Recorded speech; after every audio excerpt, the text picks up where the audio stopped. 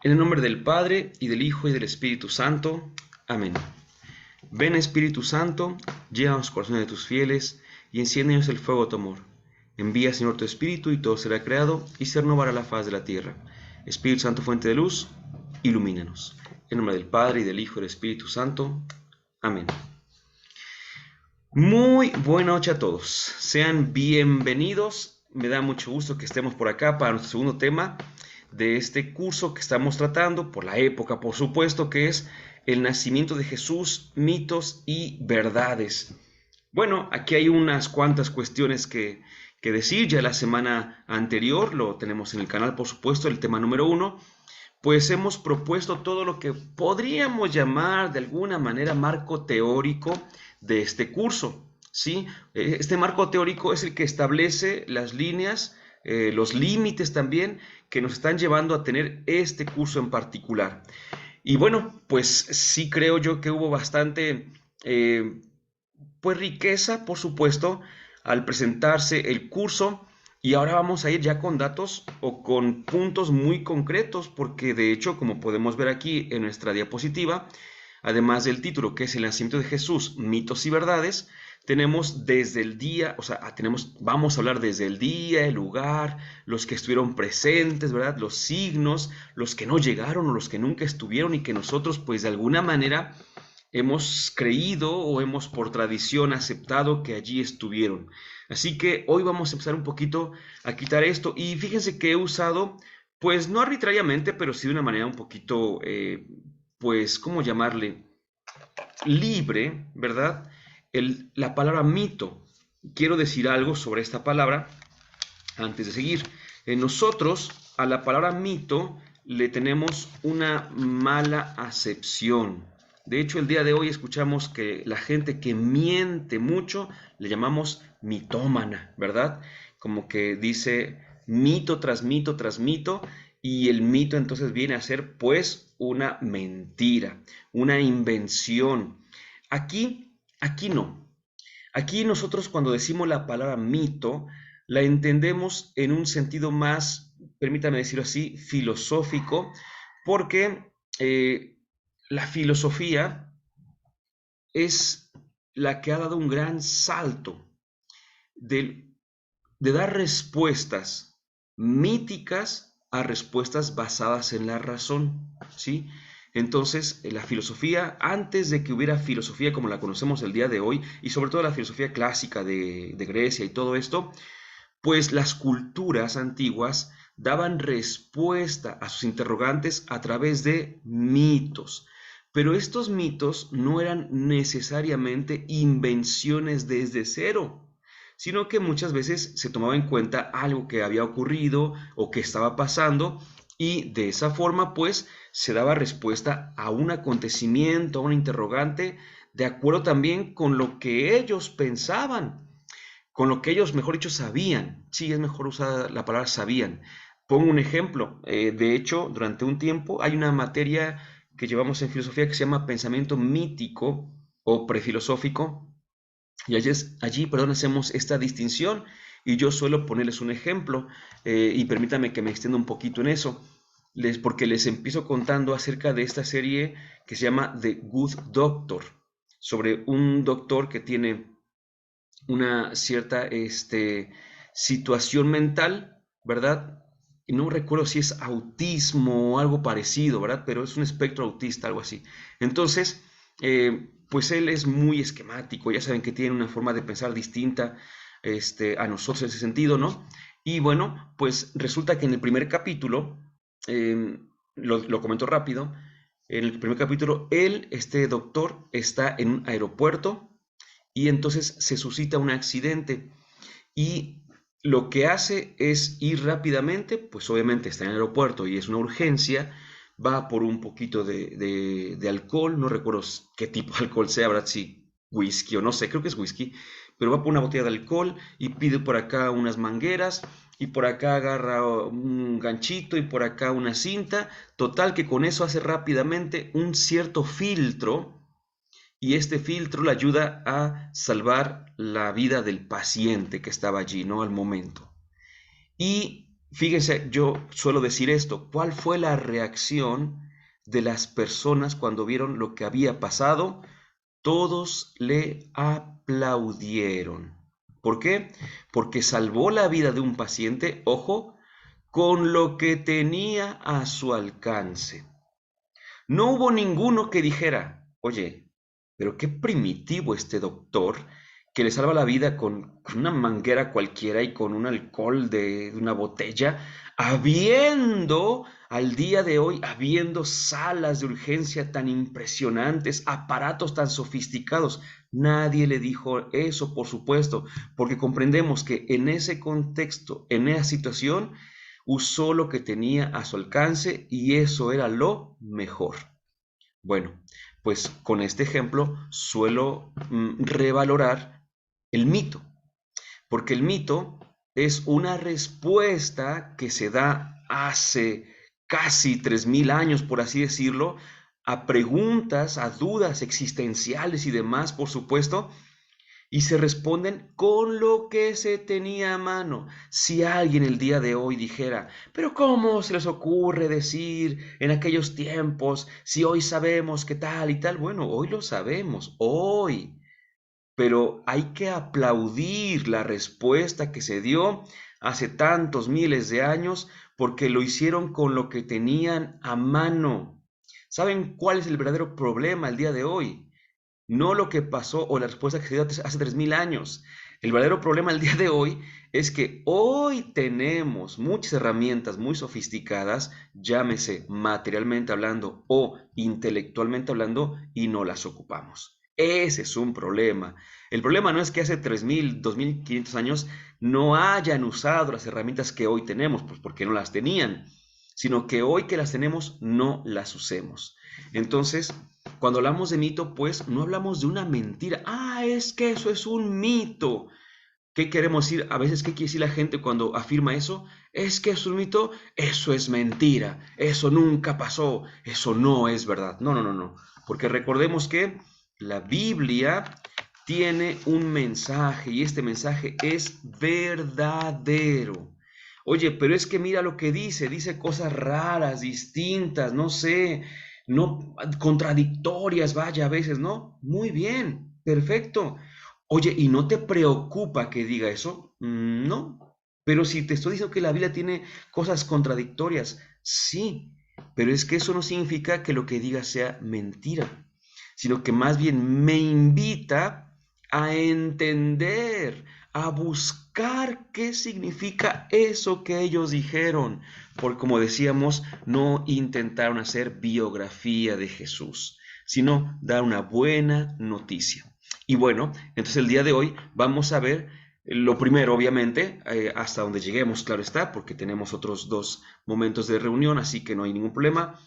Vamos a ver en un orden como un poquito cronológico, por así decirlo, un poquito hacia dónde vamos, ¿eh? Así que hay que tener mucha paciencia porque hemos de llegar al nacimiento de Jesús como lo entendemos el día de hoy. Y fíjense que el nacimiento de Jesús, em, bueno, lo voy a poner de esta forma. Cuando mi esposa Oli y yo, pues supimos que estábamos embarazados, después de despertar del desmayo en el cual caímos, por supuesto, porque nos desmayamos de tanta emoción, pues nos despertamos y ya, ¿qué vamos a hacer? Por supuesto, ¿no? ¿Cómo vamos a recibir a este niño? Ya saben, preparar su casita, bueno, en el sentido de que su cuarto, preparar sus cosas, preparar todo, todo, todo, preguntarle al pediatra, bueno, en aquel entonces el ginecólogo que nos estaba acompañando, preguntarle dónde nos aconsejaba que naciera nuestro hijo, buscar el nombre. No, no, no, fue una serie de cosas, muchísimas cosas. Y eso, escuchen esto, y eso que se trataba de una situación familiar, ¿sí? Familiar.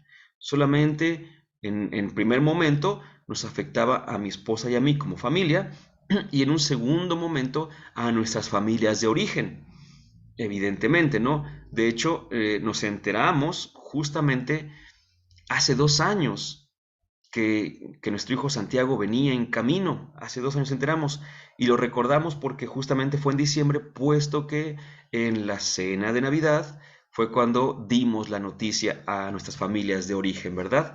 Ahí fue donde les quisimos también darles ese regalo de conocerlo justo cuando celebrábamos el nacimiento de nuestro Señor. Ahora lo pongo al revés, ¿no? Entonces, eso que fue algo, un acontecimiento familiar, insisto. Imagínense el nacimiento del Hijo de Dios. Si nosotros familiarmente preparamos, es más, yo suelo decir algo, así, y escuchen cómo lo voy a decir, porque me gusta mucho decirlo de esta manera. Suelo decirles que estábamos muy contentos cuando supimos que Santi venía. Y escuchen cómo lo voy a decir, porque mi esposa y yo nos cuidamos mucho. Y alguien va a decir, ¿y entonces qué pasó? No, no, no, a ver, momento, momento. Es que actualmente y lamentablemente, cuando alguien dice nos cuidamos mucho es que nos estábamos cuidando para no tener familia. No, no, no, no, no, no, no. Ojo, ojo. El creyente, el cristiano no puede decir eso. Jamás puede decir eso. Mi esposa y yo nos cuidamos mucho porque desde antes de quedar embarazados, empezamos los dos a tomar vitaminas, ácido fólico, desde antes. Nos cuidamos mucho, cuidamos nuestra alimentación, íbamos al ginecólogo para que nos aconsejara todo lo más posible, nos cuidamos mucho, no para no quedar embarazados, nos cuidamos para quedar embarazados, ¿sí? Eso es lo importante. Y obviamente una vez que supimos que lo estábamos, pues más cuidados tuvo mi esposa en ese sentido y yo pues ahora me dediqué a cuidarla a ella junto con él, ¿verdad? Entonces, a eso quiero decir, un creyente cuando diga, es que yo y mi esposa nos cuidamos mucho, es porque queremos quedar embarazados, no porque no queremos. Así que tengan mucho cuidado porque esas afirmaciones son del mundo, ¿verdad? Decir me cuidé mucho para no quedar embarazada es una afirmación del mundo, porque no te estás cuidando, al contrario, es al contrario. Bueno, volviendo al caso entonces, si nosotros nos cuidamos, nos preparamos desde antes del embarazo, nos cuidamos y seguimos preparándonos durante el embarazo y somos una familia cualquiera en ese sentido, una familia más, imagínense cuánto, cuánto cuidó el Señor, cuánto preparó el Señor a su pueblo para que, en primer lugar, se diera este embarazo, el embarazo que iba a traer a Jesucristo, a nuestro mundo. Y una vez que María quedó embarazada, ¿cuánto la cuidó el Señor durante su embarazo? ¿Verdad? ¿Cuánto preparó el Señor? Eso quiero que entendamos, que el nacimiento de Jesús, pues no nada más tenemos que celebrar el 25 de diciembre y ya, sino que tenemos que entender cómo Dios fue preparando a su pueblo. Y es que Dios, fíjense nada más qué interesante, nos quiere salvar, ¿verdad? ¿Y qué significa salvar? Originalmente, salvar significa llevar a su presencia originalmente, porque una vez que se vio esto del pecado original, la salvación incluye también el perdón por los pecados, ¿sí? Pero originalmente en el plan de Dios, el plan era aproximadamente así, no quiero decir que yo lo conocí así, que Dios me pasó como que un itinerario de su plan de salvación, pero entendiendo lo que Él mismo nos ha dejado conocer, el plan de Dios era, creo a los seres humanos, bueno, creo todo su mundo, por supuesto, este universo, creo a los seres humanos libres para que en su libertad me amen y en cuanto me amen me van a elegir y una vez que me elijan entonces podrán entrar en mi presencia y podrán ser amados plenamente sin ningún punto, sin ningún pero. Ese era el plan de Dios. Pero la libertad no solamente la usamos para elegir y amar a Dios, sino que la usamos también para amar todo aquello que no era Dios. Y entonces el amor exclusivo para Dios se lo dimos a las cosas, a las personas, a las circunstancias, a los acontecimientos, a los títulos, a todo lo que no es Dios, a todo lo que no es Dios. Y entonces, pues hubo necesidad de que también, además, Dios siempre, siempre, siempre pensó en que Cristo viniera. Siempre, recuerden eso. ¿Por qué? Pues porque las decisiones de Dios no se toman en el tiempo. Dios no decidió que Cristo venía después del pecado original, porque para Dios no hay tiempo. Las decisiones de Dios son decisiones de la eternidad, desde la eternidad. Por eso cuando eligió Dios, cuando decidió Dios que viniera Cristo por nosotros, desde la eternidad. ¿Por qué? Repito, porque el plan era que viniéramos a este mundo, que eligiéramos a Dios, pero como con nuestras propias fuerzas no podíamos subir a la presencia de Dios, entonces Dios ya sabía que Cristo iba a venir y Él nos iba a subir. ¿Con qué? Y escucha cómo lo voy a decir, porque eso es importantísimo. Cristo nos iba a subir con su muerte y su resurrección. Oye, Sergio, pero es que dijiste que el plan original no incluía el pecado. No, no lo incluía. ¿Y es porque Cristo tenía que morir? Pues porque de todas maneras iba a morir Jesús. De todas maneras iba a morir. Aunque no hubiera pecado, aunque no pasara nada malo, de todas maneras iba a morir porque lo que nos salva es la resurrección. Y Cristo para resucitar tenía que morir, ¿verdad? A lo mejor moría de viejito, no pasa nada. Moría, pero resucitaba y con su resurrección nos abría las puertas del cielo, ¿verdad? Bueno, nos ayudaba a entrar al cielo, mejor dicho, porque las puertas fueron cerradas después del pecado original, según el relato de el Génesis capítulo 3. Bueno, entonces, esta preparación, aquí hay algunos que se han preguntado, bueno, a ver, entonces, Dios empezó a preparar a su pueblo, al pueblo de Israel, para recibir a Jesús. Así es, muy bien. Eh, pero, ¿cuánto tiempo? Bueno, pues si tomamos en cuenta fechas concretas, empezó a preparar a su pueblo desde el año 1850 antes de nuestra era, que es con Abraham. En ese tiempo encontramos a Abraham y lo preparó evidentemente durante 1850 años. Híjole, ¿y por qué esperó tanto el Señor, no? ¿Por qué esperó tanto Yahvé Dios para enviar a Jesús? ¿A poco el pueblo no quedaba preparado? Pues no. Si nosotros vemos, estudiamos, conocemos la historia de la salvación, nos daremos cuenta de que, como dice San Pablo, y escuchábamos eh, el día de ayer en las lecturas, Jesús llegó en la plenitud de los tiempos. Es que el día de ayer fue 12 de diciembre y en las lecturas de la misa de la Virgen de Guadalupe, pues ahí se habla justamente de la carta a los Gálatas capítulo 4 versículos 4 al 6 y dice ahí, al llegar la plenitud de los tiempos, envió Dios a su Hijo nacido de mujer, nacido bajo la ley. Entonces, aquí viene algo muy importante y permítanme, ya saben que a veces pongo ejemplos muy ordinarios y demás. Pero imaginemos que queremos llenar un tanque de 40 litros y tenemos una cubeta de 20 litros, ¿sí? ¿Qué tendríamos que hacer? Creo yo que lo más lógico es poner la cubeta de 20 litros, llenarla, ya que esté llena, la vaciamos, vamos, repetimos la operación y ya fuimos y venimos 2 veces y con esas 2 veces se ha llenado el tanque que queríamos llenar y ya. Si nosotros a veces nos apuramos mucho, ¿verdad? Y decimos, la voy a poner a llenar la cubeta le abro la llave para llenar la cubeta de 20 litros y me desespero y a los 10 litros ya le cierro y voy a llenar el tanquecito, no porque yo me apure, no porque yo la lleve antes, se llena antes el tanquecito. No, no, no. Hay que esperar a que la cubeta se llene para que así pueda llenar después el tanquecito. Y es que nosotros vivimos en un mundo, mis queridos hermanos, ya de hace mucho tiempo, que es un mundo que ha perdido una de las capacidades de los regalos más bonitos que Dios nos ha dado, la paciencia, ¿verdad?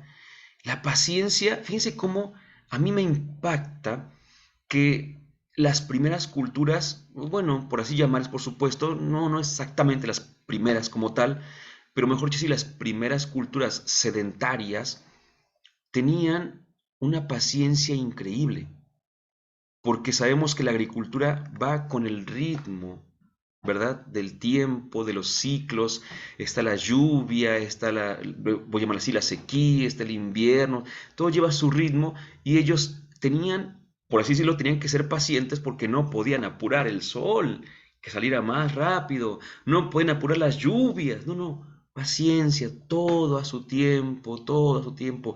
De allí pues aquella famosísima frase, ¿no? Todo tiene su tiempo, ¿verdad? Bajo el sol. Tiempo, todo tiene su tiempo. El tiempo de llorar, tiempo de reír. Bueno, Coelho 3. Entonces, es importantísimo porque nosotros, conforme va pasando justamente la humanidad, al día de hoy somos gente muy impaciente, muy impaciente. Desde la agricultura, justamente, ¿no? Hemos inventado invernaderos y hemos inventado formas de hacer que todo esté perfecto. A mí, ustedes saben que me gustan mucho los peces y en particular los peces beta, se los he dicho varias veces, ¿verdad?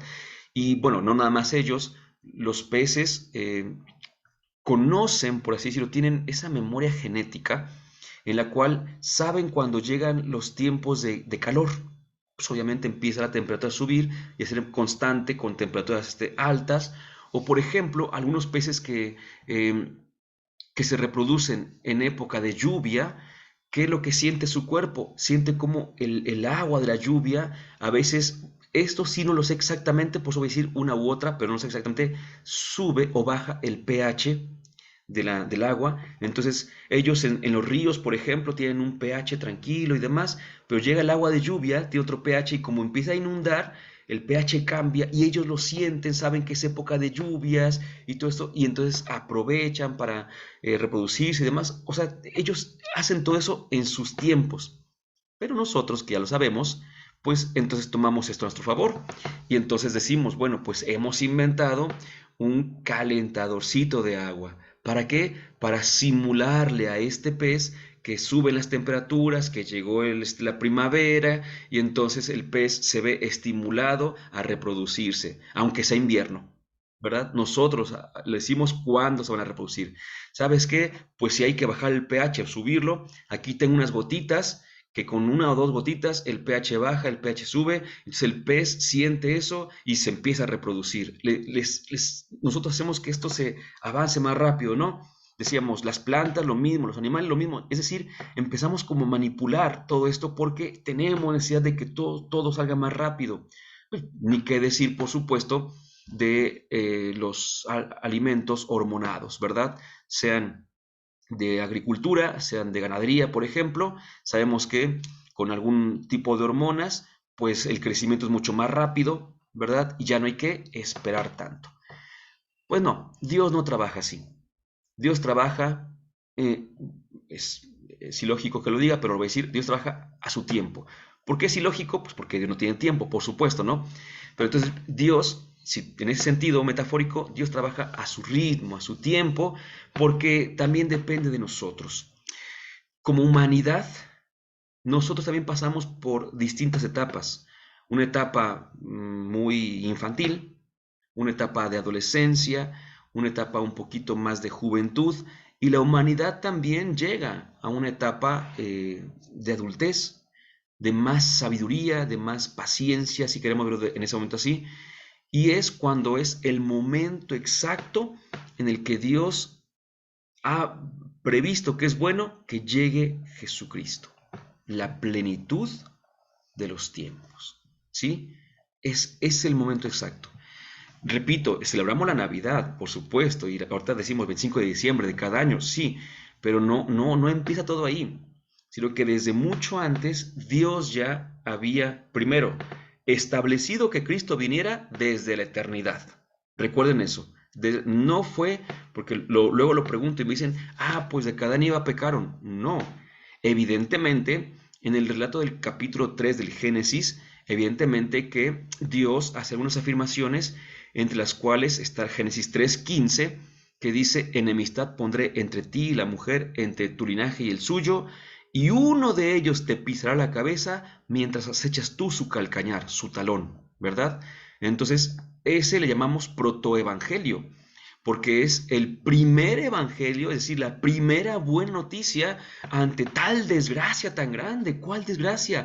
La desgracia, pues, de haber pecado y el punto, no, el problema no es pecar. Créanme que el problema no es pecar. El problema es que cuando pecamos nos alejamos de Dios. Y alejarse de Dios es quizá, metafóricamente hablando, el peor castigo para Dios. porque Dios nos quiere junto a Él. Y entonces, cuando pecamos, nos alejamos de Él. Por eso Dios hace todo lo que está a su alcance para volver a atraernos hacia Él. Pero insisto, la decisión de que Cristo viniera, se encarnara, no fue con el primer pecado, sino que fue desde la eternidad. Ahora, el primer pecado lo que hace es indisponer al ser humano para Dios, por supuesto, indisponer al ser humano para Dios. Así que a partir de ese primer pecado, lo que intenta Dios es hacer que el hombre nuevamente esté dispuesto para Dios. O mejor aún, palabra parecida, pero que es mucho mejor, que el hombre esté disponible para Dios. ¿Sí? No indispuesto, dije indisponer, entonces sería disponible. Si hubiera dicho el hombre está indispuesto, sería que el hombre esté dispuesto. No, no, es indisponer y es estar disponible para Dios. Porque el ser humano se abrió a una realidad que no era Dios. Entonces ya no estaba disponible para Dios. Dios lo que intenta es hacer que el hombre se vuelva a poner disponible para Dios. Actualmente, ¿cómo lo podríamos ver nosotros? ¿Y cómo podríamos sentir, metafóricamente hablando, antropomórficamente hablando, cómo podríamos sentir esa sensación de Dios, de lo que Él pudiera, repito, es metafórico, ¿no? Sentir si tuviera algo parecido a nuestros sentimientos? ¿Han intentado sacar una cita para el SAT en línea? ¿Qué se siente? ¿Verdad? Que está uno allí picándole, picándole y no hay, y no hay, y no hay, y no hay. Y está uno refrescando la página, refrescando la página, refrescando la página, hasta que de repente, ¡pum! Te dice, continúas. ¡Ah! Se siente una cosa tan maravillosa. Primero porque está uno allí y no se puede, y no se puede, y no hay, no hay, no hay, no hay, no hay, no hay. Y de repente sí hay, uno no sabe ni qué hacer, vaya, ¿verdad? Tanta emoción. O lamentablemente que también se da este caso, ¿no? Y que hubo algo, no diré el nombre del cantante, pero creo que lo van a saber ustedes. En días anteriores, hace pocos días, vino un cantante a dar un concierto y la página de internet donde compraron los boletos, pues clonó varios boletos, la propia página, ¿verdad? Y donde que, pues imagínense, por una parte, las personas que estaban tratando de conseguir boletos virtuales, así, en la famosa fila virtual, estaban allí y no, y estás en el lugar 50,000, ¿no? Y nada más hay 3,000 boletos. Estoy inventando la cantidad, pero tú ves, estás en el lugar 50,000 y solamente hay 3,000 localidades, híjole, pero no pierdas la esperanza. No dices, ay, bueno, no voy a alcanzar, ya no me formo. No, te quedas formado. ¿Por qué? Porque puede ser que 40,000 no compren, puede ser que no, algo puede pasar y tú no pierdes la esperanza. Igual Dios no pierde la esperanza. Y y ahí está, y ahí está, ahí está, repito, refrescando la página y otra vez, y ya avanzaste 10,000 lugares, ¿no? Y estás bien contento, bien contenta, y otra vez, y cuando de repente por fin llegas, por fin pides tus boletos, se siente preciosísimo. Pero imagínate que llegas al espectáculo y no puedes entrar. Dices, pero si tú me dijiste que sí, ¿no? Pues resulta que no. Pues hagan de cuenta que también así somos nosotros con Dios, ¿verdad? De repente decimos que sí, que es nuestro Señor, que todo con Él, que nada sin Él, y a la hora de la hora, pues no, no puedes entrar, Señor. Por eso esto es como estar disponible o no disponible para Dios, ¿verdad? El Señor quiere que estemos disponibles para Él y por eso tardó tantísimo, según nuestros tiempos, por supuesto, para que Jesús se encarnara, porque teníamos que llegar a ese momento, a ese momento. Y lo voy a poner con un ejemplo. Lo voy a poner con un ejemplo. En el relato de las tentaciones que nos cuentan Mateo y Lucas, porque Marcos nos habla de las tentaciones, pero no dice cuáles son. Juan, nada por ahí. Pero Mateo y Lucas nos cuentan de las tentaciones, no en el mismo orden. hay una razón teológica por la cual no están en el mismo orden las tentaciones. A ver si posteriormente podemos verlo, aunque creo que tenemos en el canal un tema sobre las tentaciones, pero no recuerdo si vimos el por qué teológicamente hablando de la discrepancia en el orden de las mismas. Podrían ustedes buscarlo, yo también, y si no está, lo subimos después, y si está allí dentro del tema, pues lo pueden repasar. Bueno, en las tentaciones, ¿qué es lo que le dice el tentador al Señor? Dice, si tú haces esto, te doy todos los reinos. Oye, fíjate qué interesante, porque le está ofreciendo a Jesús lo que de hecho iba a ser para él. ¿Te das cuenta? Entonces aquí nos damos cuenta de que no es únicamente el qué, el ser rey, sino el cómo. ¿Cómo vas a ser rey? Si tú vas a ser rey porque le das culto a nuestro enemigo, al tentador, olvídate, olvídate, no va por ahí, ¿verdad? Pero también nos damos cuenta de una segunda cosa, que no solamente en las tentaciones, en el relato de las tentaciones según Mateo y Lucas, sino que también durante el tiempo de predicación de Jesús, también en ese tiempo le daban la oportunidad de quedarse como rey en ciertos pueblos. Y querían que ahí se quedara y querían que ahí siguiera haciendo milagros y querían ahí adorarlo y todo eso. ¿Y qué decía Jesús? Por ejemplo, en Lucas capítulo 4, ¿qué decía? No, no, no, no, no, no, no, no, no, no, no, no, no. Vámonos. Vámonos a seguir predicando, evangelizando, porque para eso he venido. ¿Sí? Es decir, le ofrecían, voy a decir así, anticipadamente lo que de hecho iba a alcanzar. Pero nos damos cuenta entonces de que si no es en el tiempo que debe ser, no va a funcionar. Esto lo vemos claramente cuando cocinamos. Cuando cocinamos dices, no, pues tiene que esperarse una hora. Y mientras está esa hora en cocción, a la media hora tienes que hacer este movimiento, tienes que meter tal ingrediente, tienes que hacer tal cosa, o tienes que darle la vuelta, ¿verdad? Si estás cocinando algo que se dé la vuelta, a la media hora. ¿Qué pasa si lo hacemos a los 5 minutos? No funciona, no funciona, ¿verdad? ¿Qué pasa si nos tardamos más? Se nos quema, ¿verdad? No agarra el sabor. No, no, es en el momento justo. Pues es lo que hace el Señor, en el momento justo. A eso iba, a esto iba. ¿Qué pasa si Jesús llega en época de Josué? No funcionaría, no habría funcionado. ¿Qué pasa si Jesús llega en la época de Isaac? Menos hubiera funcionado. ¿Qué pasa si Jesús llega en la época de los reyes? Pues los reyes lo hubieran puesto a trabajar.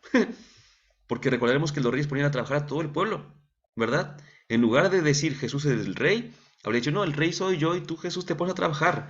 ¿Qué pasa si Jesús nace en la época del destierro? Pues no habría habido pueblo que lo recibiera. Entonces no era en cualquier momento. Tenía que ser justamente allí. Después de todo esto es cuando viene. Dios sabe el mejor momento para nosotros, pero voy a aventurar una afirmación que es 100% hipotética. No hay que buscarle tres pies al gato, pero si los tuviera, es 100% hipotético. ¿Qué habría pasado si ninguno, ni uno solo, le hubiera hecho caso a Jesús en su predicación? O me voy para atrás, ¿qué habría pasado si la Virgen María dice que no, por ejemplo? Es hipotético. Pues posteriormente Dios habría insistido otra vez y otra vez. ¿Cuántas? Las necesarias. ¿Por qué es importante decir esto? Porque en aquel tiempo esto es hipotético y 100% hipotético, ¿verdad? Pero en nuestro tiempo Dios viene a nosotros y a veces le decimos que no. Entonces, ¿qué es lo que va a hacer Dios? Nos va a esperar. Y un poquito, y un poquito más, y un poquito más, y un poquito más, ¿verdad? Hasta que le digamos que sí, por supuesto. Pero Jesús llega siempre en el mejor momento. Todo esto es preparación para la Navidad, mis hermanos. Todo esto, no podemos pensar que la Navidad es únicamente el punto así y ya.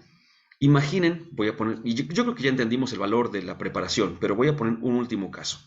Imaginemos esta gente, ahorita está el mundial, ¿verdad? De fútbol. Y hay gente que apenas terminando el mundial, un día después de la gran final del mundial, ¿qué es lo que hace? Empieza a ahorrar.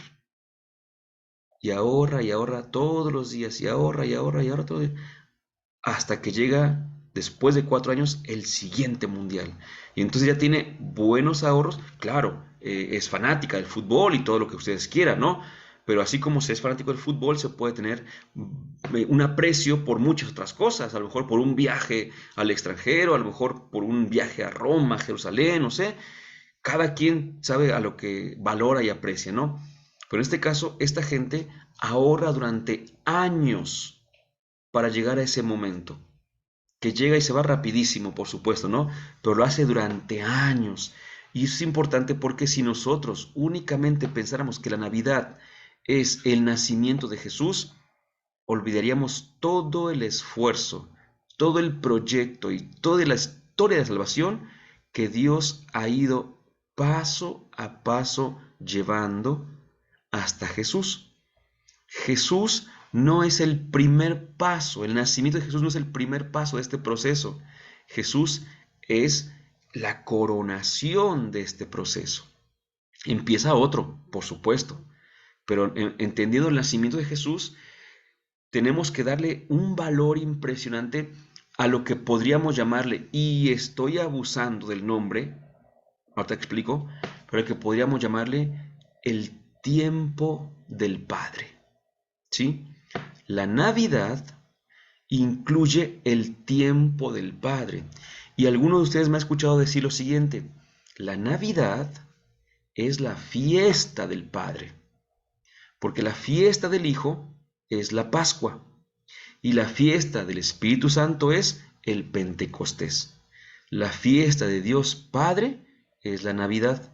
Entonces, por eso siempre hay que tener en cuenta todo el proceso de Dios Padre hasta llegar a la Navidad. ¿Sí? Ahora bien, retomo esta expresión que utilicé de el tiempo del Padre, porque quiero decirlo así, no estoy entendiendo que Dios se manifiesta en forma de Padre y desde que nace Jesús se manifiesta en forma de Hijo y con el Espíritu lo mismo, porque eso es una herejía. Tampoco estoy diciendo que en el Antiguo Testamento solo actúe el Padre y que el Nuevo solo actúe el Hijo y que ahora solo actúe el Espíritu, porque eso es otra herejía. Yo sé que en el Antiguo Testamento estaban los tres, siempre, porque Dios no se divide, ¿verdad? Dios no se separa, es Dios, es indivisible, por supuesto, ¿no? En ese sentido, hay tres personas y siempre, un solo Dios, siempre están juntas, pero podemos ver una expresión de Dios y en esa expresión vemos a una persona en particular. Por ejemplo, se ha dicho infinidad de veces, por ejemplo, que en el capítulo 1 del Génesis dice que al principio cuando Dios creó el cielo y la tierra, y se habla de Dios, y se acuerdan ustedes que dice, y dijo Dios, y vio Dios, e hizo Dios, ¿no? Dios, Dios, y se refiere evidentemente a Dios Padre.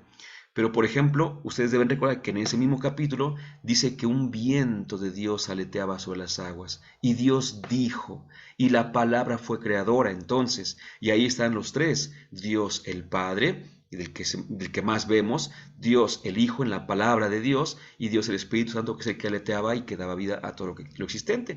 O también otro caso, ¿no? En el Nuevo Testamento, que es el tiempo que le podríamos referir al Hijo, pero vemos en el bautismo algo muy parecido, ¿verdad? Sale Jesús a bautizarse y una voz que viene de lo alto dice, este es mi Hijo amado, ¿verdad? Y dice que descendió sobre él el Espíritu Santo como una paloma, ¿verdad? Entonces ahí también vemos a la Santísima Trinidad porque siempre están juntos, siempre, solo que a veces se ve más a uno que a otro, ¿no? Yo luego les digo, imaginemos, es un ejemplo terrible, pero para que nos demos una idea nada más, es un trío, ¿verdad? Un trío de esos musicales, ¿no? Que están ahí con las guitarras y los requintos y las maracas, por ejemplo. Y de repente canta uno solo del trío. ¿Y a poco cuando canta nada más está el solito? Pues no, porque si no, no sería trío, ¿verdad? Sería solista. Entonces, no canta uno solito y dice, soy un trío. No, no, no.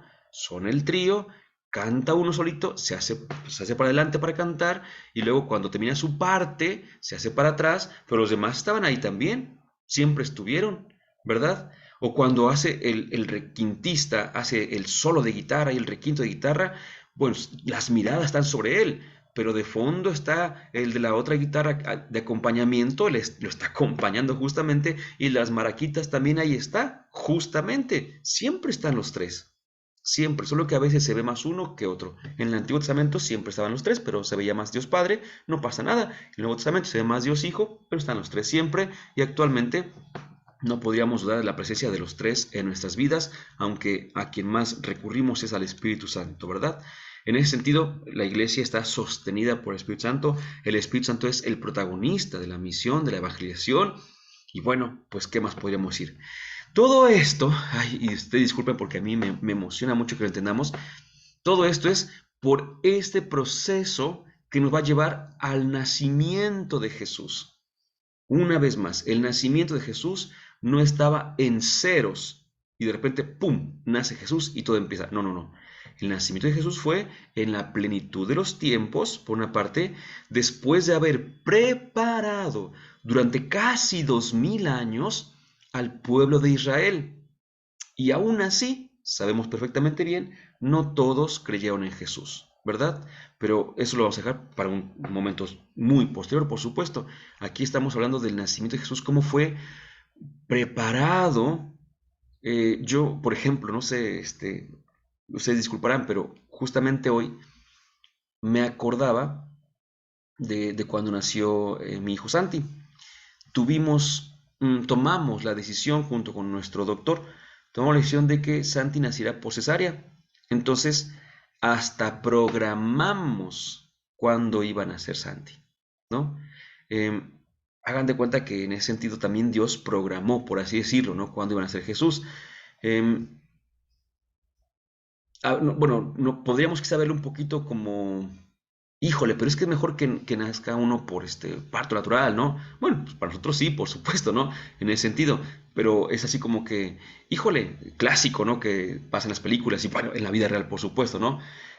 Amor, amor, ya lleva, ¿por qué? Porque se me rompió la fuente, híjole, te agarras prevenido, ¿no? Y aunque tengas ya la maletita hecha, pues a lo mejor tú dijiste, ay, ya es domingo, 9 de la noche, ya nos vamos a dormir.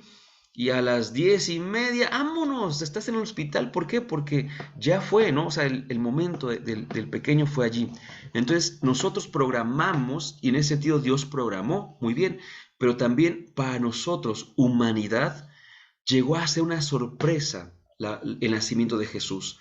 Nos tomó por sorpresa, por una situación muy sencilla, no por mala gente, no por mala gente, pero nos habíamos acostumbrado, habíamos pensado que no seríamos testigos del nacimiento del Mesías.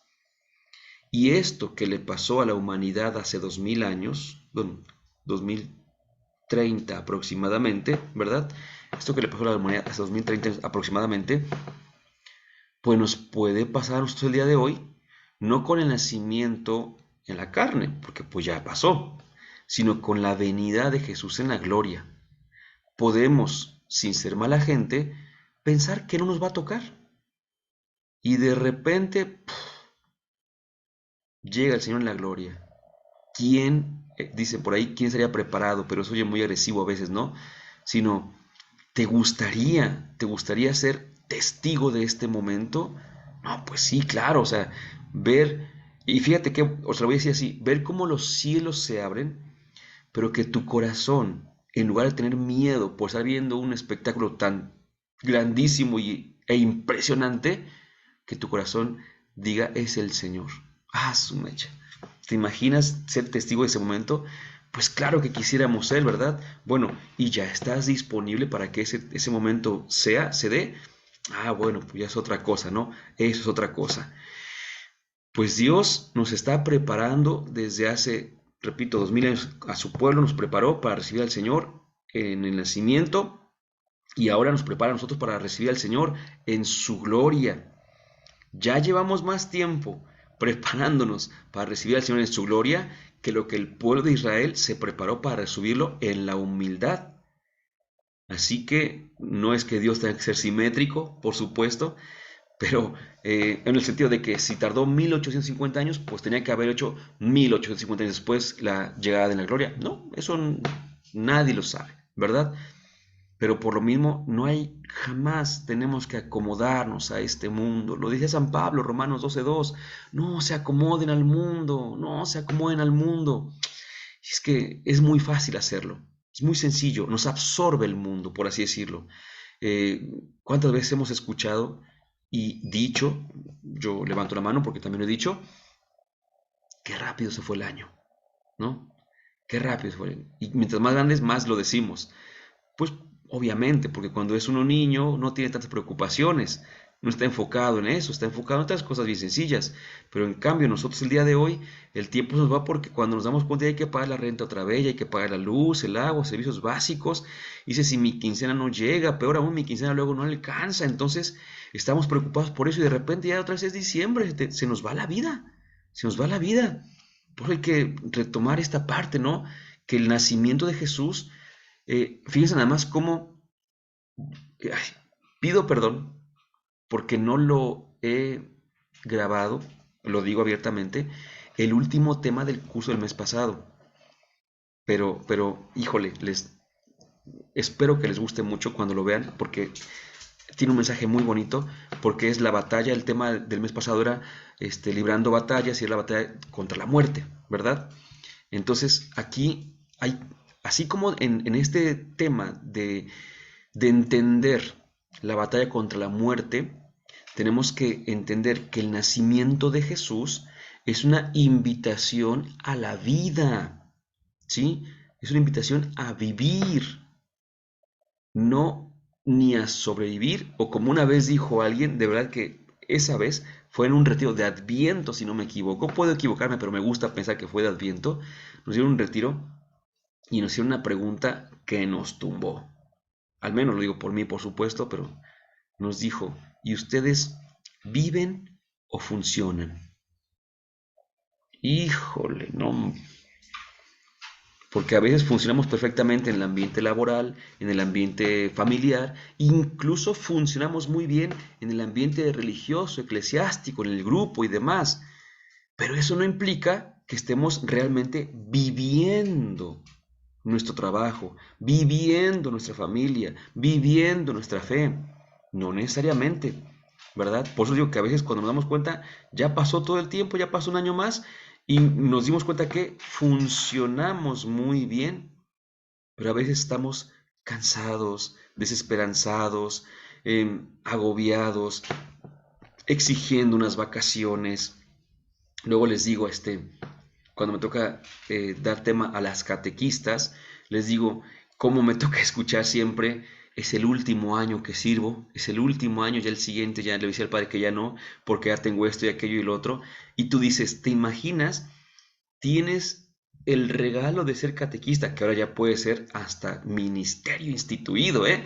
Pero bueno, dice el regalo de ser catequista, es para que no quieras soltarlo. Es para que digas, no, yo de aquí soy. ¿Se imaginan estar formando a los futuros cristianos? O sea, que cuando lleguen a grandes, no sean como aquellos que bautizados con primera comunión y confirmación van a una misa de grandes y no saben ni qué responder. ¿Por qué? Porque les dieron un buen catecismo de niños, pero no los evangelizaron. Y entonces no regresaron a la iglesia, al contrario, se alejaron de la iglesia, ¿no? Pues de los catequistas depende mucho el crecimiento en la fe de los pequeños y a eso voy, ¿no? A que luego estamos tan cansados, estamos nada más llevándola, que decimos, no, pues el último año que le digo al padre que ya le dije al padre que ya el último año, porque el siguiente ya no puedo más. O queremos ir ya al grupo en el que vamos, ¿no? De jóvenes, de adultos, lo que sea. Híjole, pues, ¿sabes qué? Yo que ya me voy a salir del grupo, ¿por qué? Pues porque ya no puedo, ¿no? Ya no puedo. Nos damos cuenta de que estamos no viviendo, sino sobreviviendo. Estamos funcionando muy bien, pero estamos olvidando lo que dijo Jesús, Juan capítulo 10, versículo 10. Yo he venido para que tengan vida y vida en abundancia. No dijo, yo he venido para que hagan las cosas muy bien, aunque sean unos apáticos, amargados, agobiados, cansados de la vida. Vida en abundancia. A eso vino Jesús. Dulce Madre, no te alejes, tu vista de nosotros no apartes, ven con nosotros a todas partes y nunca solo nos dejes. Ya que nos proteges tanto como verdadera Madre, haz que nos bendiga el Padre, el Hijo y el Espíritu Santo. Amén.